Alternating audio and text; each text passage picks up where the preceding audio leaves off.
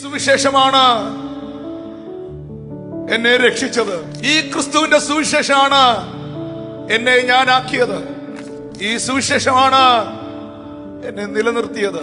ഭയരഹിതമായ ക്രിസ്തീയ ജീവിതവും ഭൗതിക അനുഗ്രഹങ്ങളും വിശുദ്ധീകരണവും നിത്യജീവനും ഇത് മുഴുവൻ സ്വായത്തമാക്കുവാൻ ഈ ഭൂമിയിൽ എന്നെ സഹായിച്ചത് ഞാൻ കേട്ട സുവിശേഷമാണ്.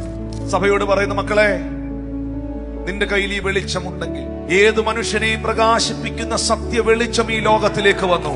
ആ സത്യ വെളിച്ചമാകുന്ന ക്രിസ്തു നിന്റെ ഉള്ളിൽ വന്നെങ്കിൽ നീ ഒളിച്ചു വെക്കരുത്. വിളക്ക് കത്തിച്ചവർ കത്തിയ വിളക്ക് കട്ടിലിന്റെ കീഴിൽ വെക്കാനല്ല, പറയിൻ കീഴിൽ വെക്കാനല്ല, അത് തണ്ടിന്മേൽ വെക്കുവാൻ കർത്താവ് ആവശ്യപ്പെടുകയാണ്.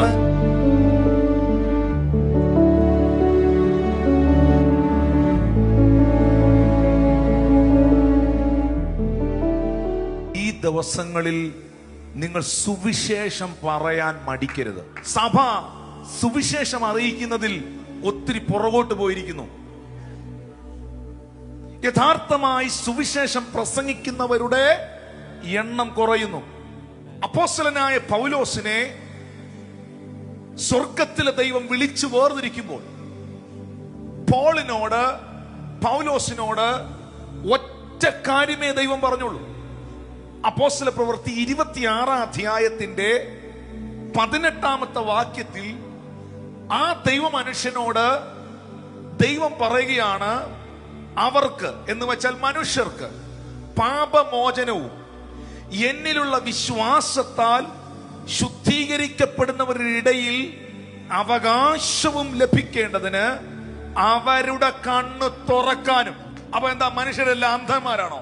ഇവിടെ പറയുന്ന അന്ധത ആത്മീയ അന്ധതയാണ്. ദൈവത്തെ കാണാൻ കഴിയാത്ത, രക്ഷകനെ കാണാൻ കഴിയാത്ത, സത്യത്തെ അറിയാൻ കഴിയാതെ മനുഷ്യന്റെ കണ്ണുകളെ തിമിരം പിടിപ്പിച്ചിരിക്കുന്ന പൈശാചിക ബന്ധനത്തിന്റെ അന്ധതയാണ്. അങ്ങനെ ആത്മീയ അന്ധത പിടിച്ചിരിക്കുന്നവന്റെ കണ്ണു തുറക്കാനും അവരെ ഇരുളിൽ നിന്ന് വെളിച്ചത്തിലേക്കും സാത്താന്റെ അധികാരത്തിൽ നിന്ന് ദൈവത്തിലേക്കും തിരിക്കാൻ ഞാനിപ്പോൾ നിന്നെ അവരുടെ അടുക്കലേക്ക് അയക്കുന്നു.